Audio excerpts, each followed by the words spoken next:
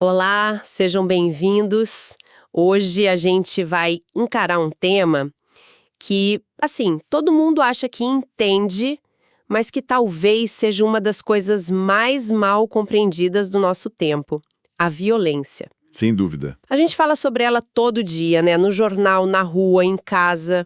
Mas e se o nosso entendimento básico sobre o que ela é, de onde ela vem, estiver, na verdade, um pouco ou muito errado? Tem uma ótima provocação para começar. É essa provocação que a gente vai explorar hoje, usando como guia um capítulo do livro Psicologias, de Anna Bock e outros autores.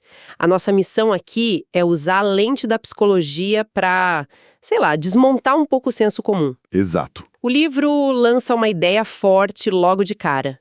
Violência não é a doença, é o sintoma. Então a pergunta que fica é: sintoma de quê, exatamente? Essa é a pergunta de $1 milhão. E a resposta que os autores dão é desconfortável. A violência é um sintoma de que nossos laços, sabe, as conexões entre as pessoas, estão doentes, Doentes como? fragilizados, ou em alguns casos, totalmente rompidos. Pensa nisso como uma febre. A febre não é a infecção, né? É o corpo gritando que algo está muito errado por dentro. A violência é a febre social. Uma febre social? Gostei da analogia. E o mais perverso é que ela cria um ciclo. Por ser um sintoma, ela também gera mais doença. Ela alimenta o medo, a desconfiança, a intolerância. E isso enfraquece ainda mais os laços. Exatamente. O que gera mais violência. É uma espiral. O papel da psicologia aqui é tentar ser a médica que não só mede a febre, mas tenta entender a infecção por trás dela. Ok, se é um sintoma, a gente precisa de um diagnóstico preciso. O que, para os autores, diferencia um ato violento de um acesso de raiva, de um impulso? Como eles definem essa febre? Eles trazem uma definição do psicanalista Jurandir Freire Costa que é cirúrgica. Ele define violência como uma situação em que alguém é forçado a passar por uma coerção e um desprazer absolutamente desnecessário ao seu bem-estar. Cada palavra aí é importante. Absolutamente desnecessário é a chave. Cortar o braço de alguém numa cirurgia para salvar a vida da pessoa causa desprazer, mas é necessário. A violência é o sofrimento inútil, gratuito. Entendi. É o sofrimento que não serve para nada, que só serve para destruir. E a partir dessa ideia, eles constroem o conceito, certo? Exatamente. Essa definição se desdobra em 4 características que juntas formam o que seria o DNA da violência. A primeira é a intencionalidade. Intencionalidade. Isso. A violência não é um acidente, um escorregão. É o uso deliberado da agressividade com o objetivo de destruir. Espera um pouco, isso já quebra uma primeira ideia. A gente costuma pensar na violência como uma perda de controle, a pessoa que explode. Mas o que você está dizendo, e o livro aponta, é que ela é calculada. Exato. E esse é o segundo pilar, a racionalidade. A violência é planejada. Pode ser um plano de segundos, como num assalto, ou de anos, como numa estratégia de guerra. Mas existe um cálculo. Certo. Uma finalidade destrutiva. O terceiro pilar, e talvez o mais importante, é a assimetria de poder. Ah, sim. A violência raramente acontece entre iguais. Ela precisa de um desequilíbrio. O mais forte contra o mais fraco. O Estado contra o cidadão. O adulto contra a criança. Ela se alimenta da desigualdade. E o quarto pilar, imagino, é o resultado. Sempre. O quarto pilar é que a violência sempre produz prejuízo. Sofrimento, dano, trauma. Nunca sai no 0 a 0. Alguém sempre perde, e perde muito. E o texto fala especificamente de crianças, né? Sim. E quando a vítima é uma criança, como o texto enfatiza, esse prejuízo é ainda mais cruel. Para uma criança, o sofrimento imposto por um adulto em quem ela deveria confiar é Ininteligível. ininteligível. Ela não entende por quê. E essa falta de sentido pode virar um trauma que molda a vida inteira dela. É uma cicatriz na alma. Pesado.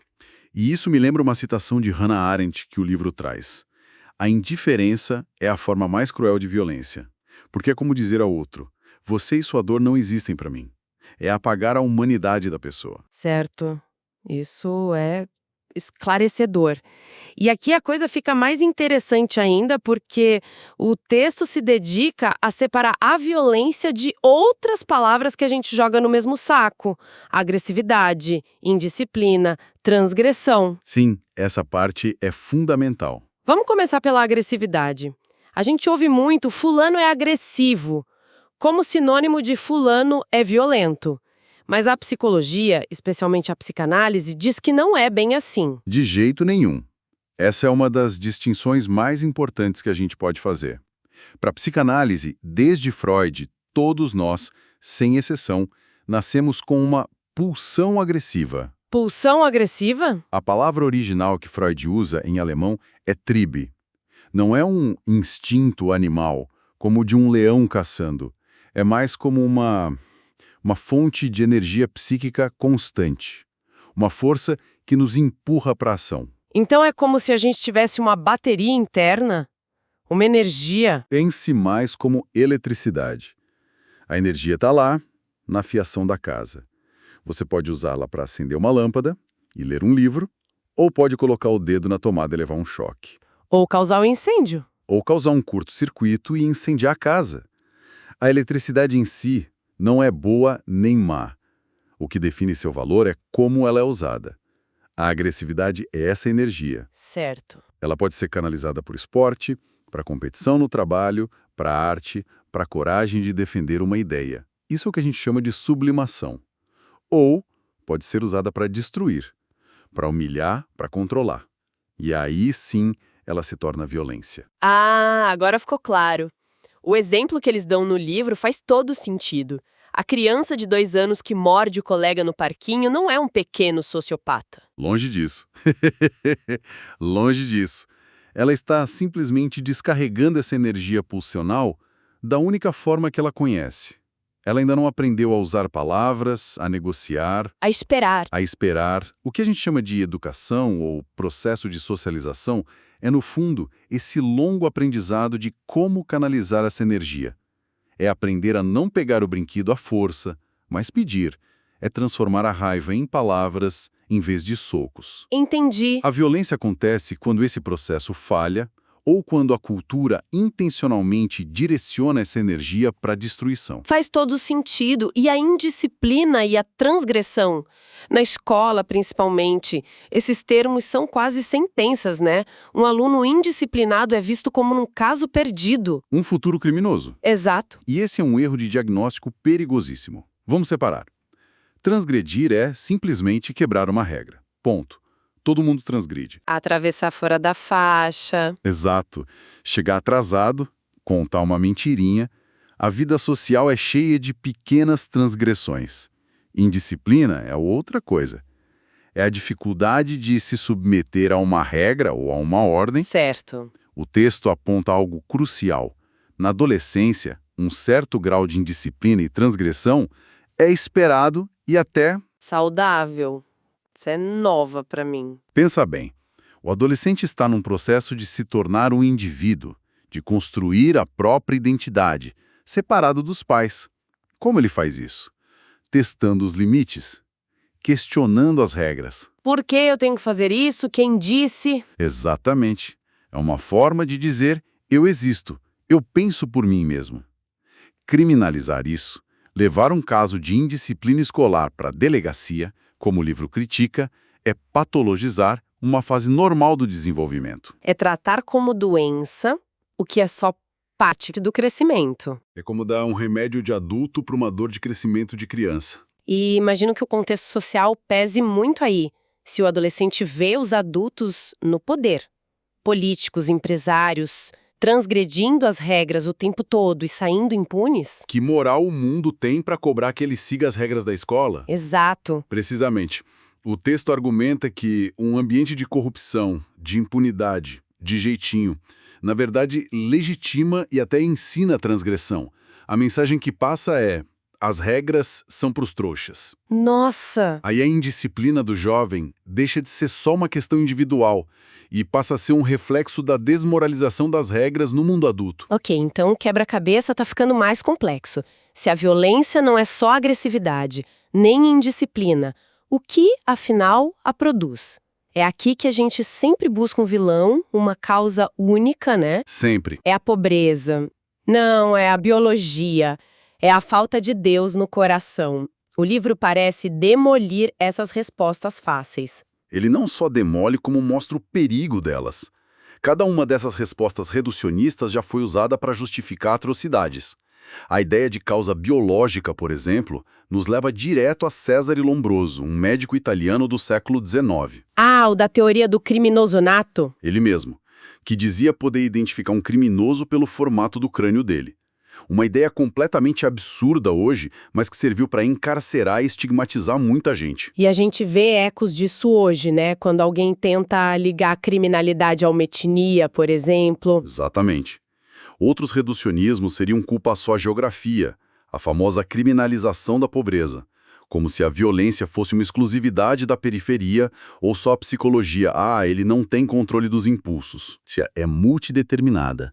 Não existe uma causa. O que existe é uma combinação de fatores, uma espécie de tempestade perfeita. Uma tempestade perfeita. Em cada ato violento, em cada contexto, diferentes elementos se combinam de um jeito particular. É por isso que não há solução mágica. Então vamos mergulhar nessa tempestade. Se não é uma causa só, quais são os principais sistemas de baixa pressão que os autores identificam? Quais são os fios que formam essa teia? O primeiro e talvez mais poderoso fio é a desigualdade social. E o livro é claro, não é só a pobreza, a falta de dinheiro. É desigualdade no acesso a tudo que nos torna cidadãos. Saúde, educação. Saúde, educação de qualidade, moradia digna, cultura, justiça. O texto cita o historiador Eric Hobsbawm, que diz que o efeito disso é devastador quando acontece dentro do mesmo país. Não é comparação com alguém do outro lado do mundo. É o que está do outro lado do muro. É, ver todo dia, na tela da TV ou do outro lado do muro, um mundo de privilégios do qual você está completamente excluído. Isso gera uma humilhação e uma tensão social gigantescas. Certo. E o segundo ponto que eles trazem é a naturalização da violência. Isso me parece muito presente hoje. É quando a gente liga o jornal, vê a contagem de corpos do dia e... Só vira a página. Não choca mais. Não choca mais. Exato. É quando o absurdo vira paisagem. Isso é terrivelmente perigoso, porque quando a violência se torna o padrão, a convivência pacífica vira a exceção. E tem outros fatores. Sim, outros fios importantes que eles mencionam são a deterioração de valores coletivos, como solidariedade e justiça, a certeza da impunidade, que é um convite ao crime, a pressão brutal do consumismo, que diz que você é o que você tem. O que é especialmente cruel para que eu não tenha nada. Internacional de drogas e armas. Nenhum desses fatores sozinho aperta o gatilho. Mas juntos, eles criam o ambiente, a arma, a munição e a justificativa. Dentro dessa análise tão ampla, o livro faz um recorte bem específico para falar do adolescente que comete um ato infracional.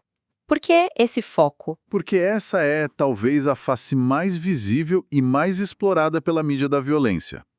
O adolescente infrator é o monstro da vez, o alvo perfeito para discursos de ódio e soluções fáceis como a redução da maioridade penal.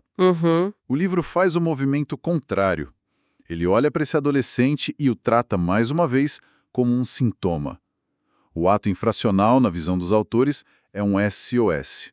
É um pedido de socorro desesperado, um grito que não foi ouvido. Não foi ouvido pela família, pela escola. Pela sociedade.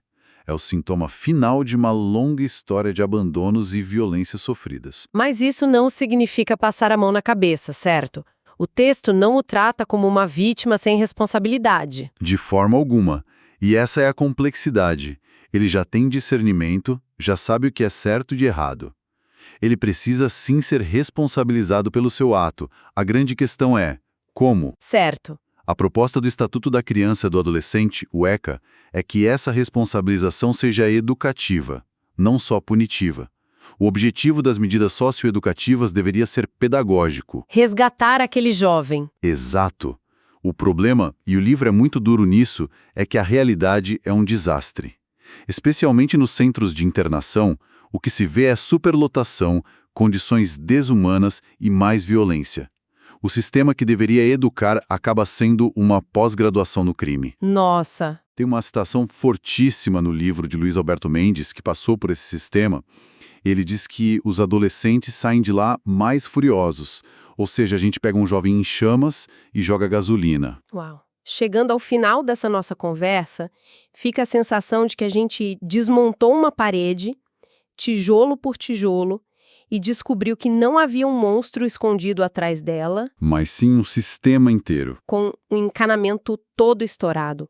A lição que fica é que, para entender a violência, a gente precisa parar de procurar um culpado e começar a olhar para as rachaduras na estrutura. É a conclusão perfeita. A mensagem final dos autores é que a solução não virá com mais muros, mais grades ou mais armas. O primeiro passo é justamente esse: desmontar o senso comum para evitar essa mentalidade de vingança, que só faz a roda da violência girar mais rápido. E o que eles propõem no lugar? No lugar disso, eles propõem um caminho que não é político ou policial, mas ético. É uma reconstrução baseada em 3 éticas. Que seriam, então, o tratamento para essa febre social? Exatamente. A primeira é a ética da solidariedade. É a tarefa de refazer os laços, de se importar com o outro, seja o vizinho ou alguém que a gente não conhece. É o oposto da indiferença. Ok. A segunda é a ética da responsabilidade, principalmente dos mais velhos com os mais novos. É a ideia de que somos responsáveis por deixar um mundo habitável e com futuro para eles. E a terceira, que amarra tudo, é a ética do cuidado. Cuidado. Uma palavra tão simples, mas tão poderosa. Poderosíssima. Cuidar das pessoas, cuidar da nossa cidade, cuidar do planeta. É a compreensão de que a minha vida boa só é realmente possível se a vida da coletividade também for boa. Certo. Num mundo conectado como o nosso, essa ética se torna planetária. A violência que acontece do outro lado do mundo não é um problema deles. É um sintoma de uma febre que, cedo ou tarde, afeta todos nós. E no fim das contas? No fim das contas, o que os autores estão dizendo é que talvez o oposto da violência não seja exatamente a paz no sentido de ausência de conflito. O oposto da violência é o cuidado. E essa é uma ideia que fica para a gente mastigar. O texto nos mostra que a violência é o sintoma de um tecido social doente e propõe essa ética do cuidado como parte do tratamento. Então, fica aqui a reflexão final. Em um mundo que parece nos empurrar para a indiferença o tempo todo, onde o cada um por si virou um mantra, como é que a gente transforma o cuidado com a pessoa do nosso lado e com o estranho, com a nossa rua e com o nosso planeta, de um conceito bonito para uma prática diária, real e consciente?